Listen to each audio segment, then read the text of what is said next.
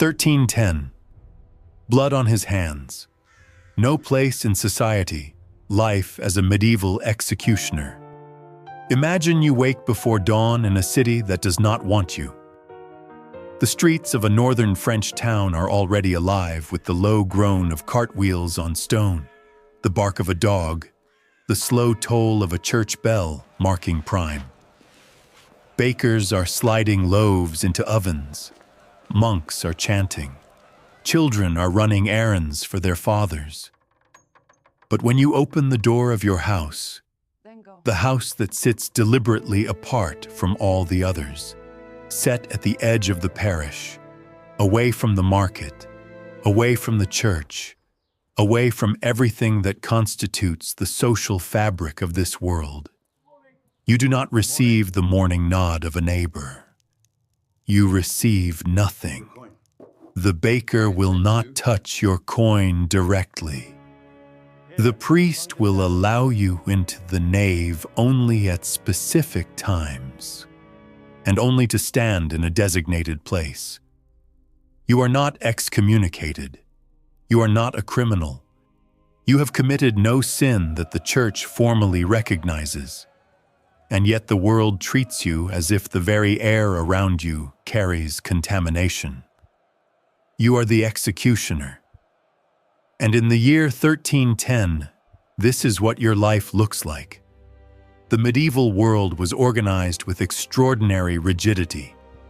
The doctrine of the three estates, those who pray, those who fight, and those who work, gave every soul a position, a function, and a spiritual justification for their place in the created order. The clergy interceded with God on behalf of humanity.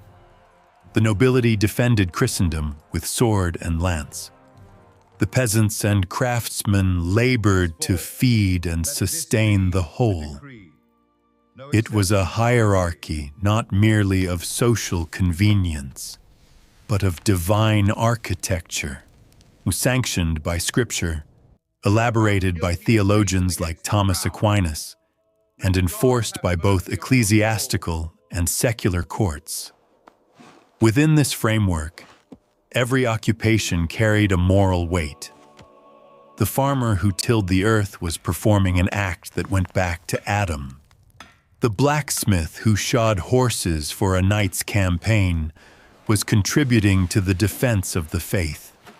Even the humblest trades, the fuller who trampled wool in urine to thicken it, the tanner who soaked hides in rotting oak bark, had their recognized, if malodorous, dignity. The executioner had none of this. He occupied a category so socially aberrant that medieval jurists and theologians struggled to classify him at all. He was called by many names across the medieval Latin West. In France, he was the bourreau. In the German lands, the Scharfrichter, meaning the sharp judge, or in cruder parlance, the Henker, the hanger. He was sometimes referred to in municipal records simply as the magister, the master, a title of grim irony given that no guild claimed him. No master craftsman welcomed him as a journeyman. No civic corporation voted to include him in their feast day processions. The executioner was necessary in the most absolute sense of the word. Medieval justice was overwhelmingly corporeal. It acted upon the body because the body was the site of punishment, of deterrence, and of the public restoration of the moral order. Flogging, branding, mutilation, and death were not aberrations in this legal system. They were its primary language, and someone had to speak it. How does a man come to hold this office in the early 14th century? The paths were narrow and grim. In many cities and towns across France, Germany, and England, the position was hereditary. A son inherited his father's role much as a miller's son inherited the mill, but without any of the economic community that the mill provided. Some municipal records from towns along the Rhine show executioners who had held the same family office for 3 or even 4 generations, a dynasty of disgrace that no member could escape simply by wishing it otherwise. In other cases, a man was compelled into the role. A criminal who had been convicted of a capital offense might be offered a commutation of his sentence on the condition that he serve as the town's executioner for life, exchanging his own death for a lifetime of performing the deaths of others. There was terrible logic to this. It removed the stain of the office from the community by placing it on a man already stained. The physical tools of his trade were kept in a specific building, often called the Rabenstein in German-speaking lands, the Raven Stone, named after the birds that gathered at places of execution. His equipment included the sword used for decapitation, reserved usually for the nobility, for whom beheading was considered a clean and honorable death. There was the rope for hanging common criminals. There was the wheel, a device of spectacular brutality on which a condemned man's limbs were broken with an iron-shod wagon wheel before he was left to die over hours or days.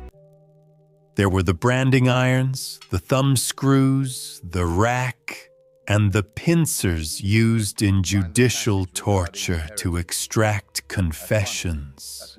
Since in the Roman canon legal tradition that dominated continental Europe by 1300, a confession was the queen of proofs, the surest foundation for a capital sentence. The executioner administered all of it. He was expected to be skilled, methodical, and utterly dispassionate. His skill mattered enormously, for failures were publicly catastrophic. A botched hanging, where the condemned man's neck failed to snap cleanly and he strangled slowly in front of a crowd, was not merely a practical failure. It was a social and theological scandal. It implied that God had intervened, that justice had been disrupted, and crowds in the medieval period took this seriously enough to occasionally riot, rescue the half-dead condemned, or turn their anger violently upon the executioner himself. Surviving accounts from English chroniclers describe executioners who fled cities after such failures, pursued not only by official censure, but by genuine mob fury. The executioner's competence was therefore a matter of civic order, and cities paid well for it.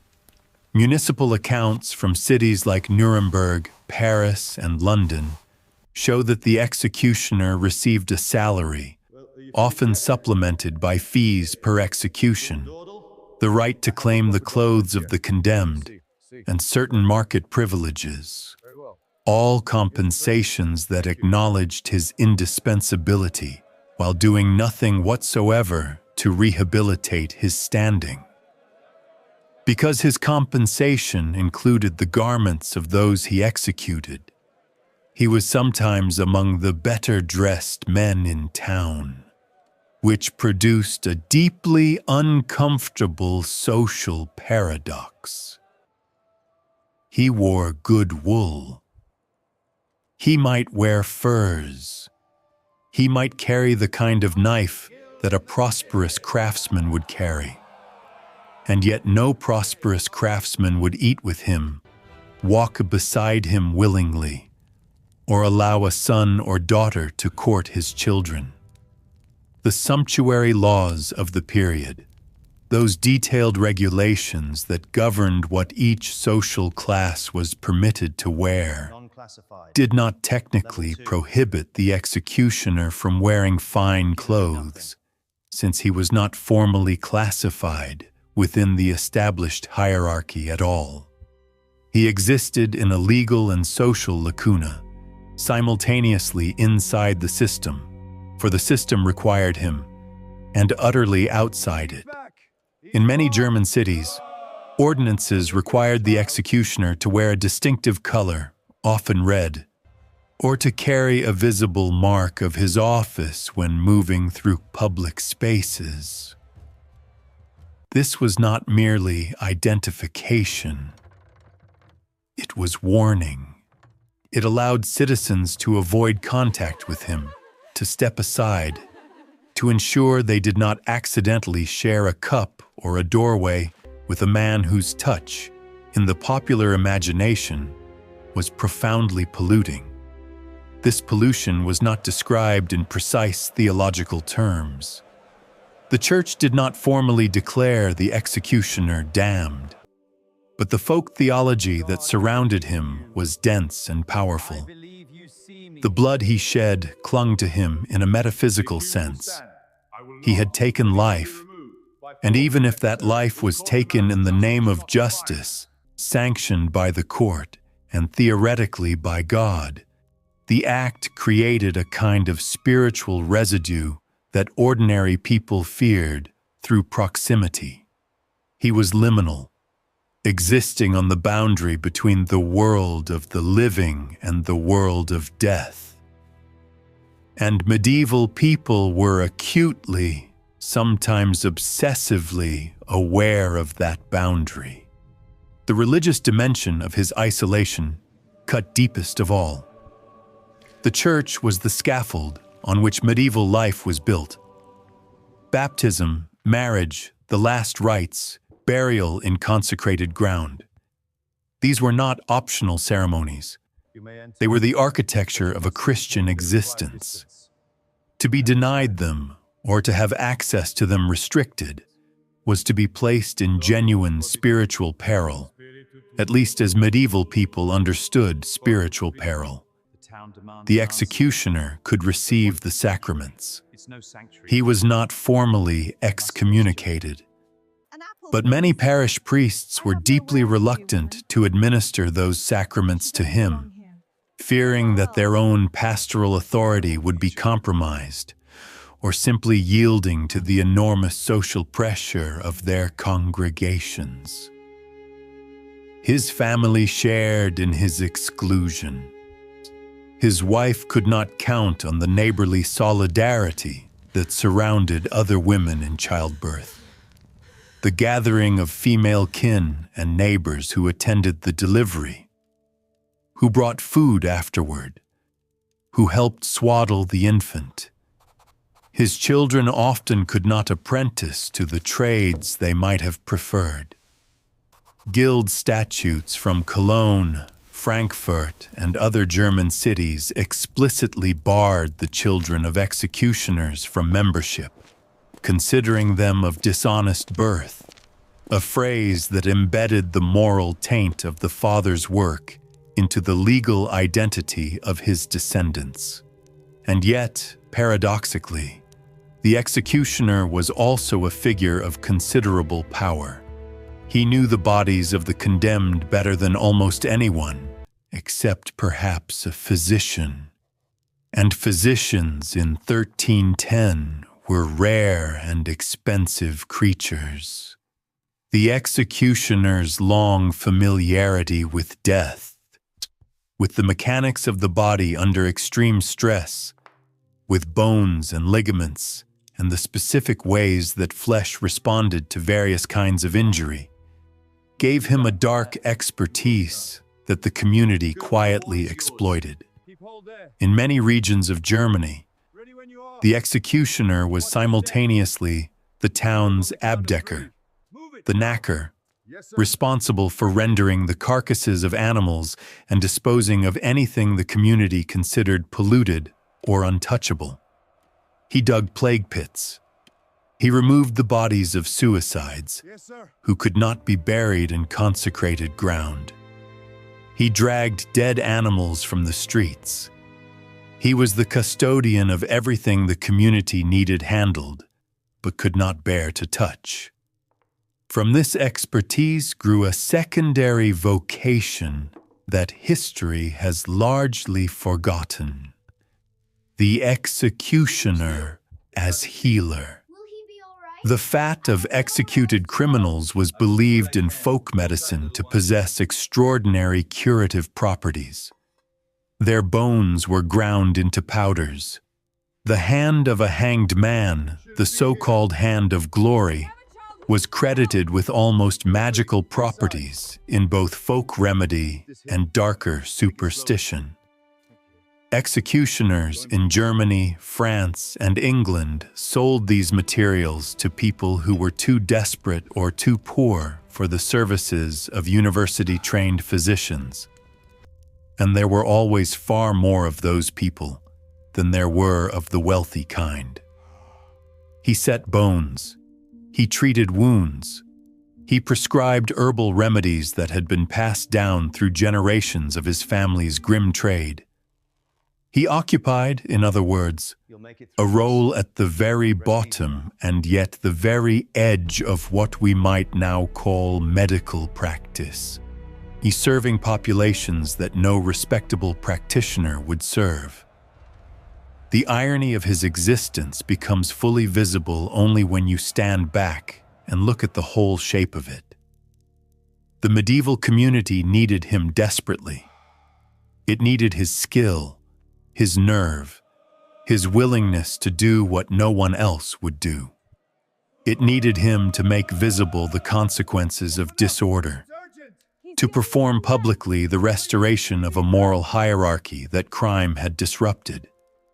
It needed his medical services in the shadows, his disposal of the things no one wanted to see or touch. And having taken all of this from him, it gave him in return a salary, a house at the edge of the parish, a mark of identification to be worn like a brand, and the cold silence of neighbors who looked through him as though he were made of smoke. What the medieval executioner reveals, stuck across the whole arc of the High and Late Middle Ages, is the degree to which medieval society was simultaneously ordered and brutal, morally sophisticated and viscerally cruel. The thinkers of the 13th century could produce Aquinas's Summa Theologica, a monument of rational theology. The craftsmen of the same era could build Chartres Cathedral, its windows flooding the interior with colored light, as though the boundary between earth and heaven had become translucent. And the same society that produced these pinnacles of human achievement also produced the Rabenstein, the wheel, the strappado, and the man who operated them, set apart at the edge of the city like a necessary wound that no one wanted to look at directly.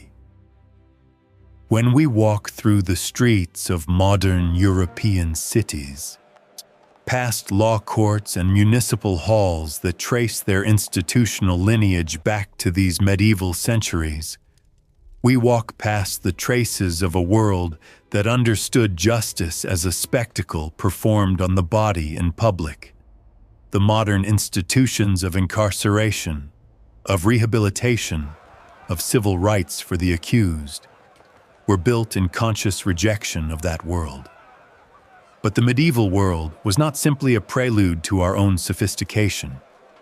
It was a complete world, internally coherent, morally serious in its own terms, and populated by people who were as fully human as we are, navigating an existence of extraordinary difficulty with whatever tools their culture gave them. The executioner was one of those tools. He was also, beneath the red coat and the cold professional gaze, a man who ate bread, who loved his children, who prayed in the back corner of a church to a God who, the church assured him, saw all souls equally. Whether he believed it is a question the historical record cannot fully answer, but the fact that he kept showing up, generation after generation, to do a job that cost him everything except his life, suggests that he did. If you found this journey through the margins of medieval society as revealing as we did, leave us your thoughts below.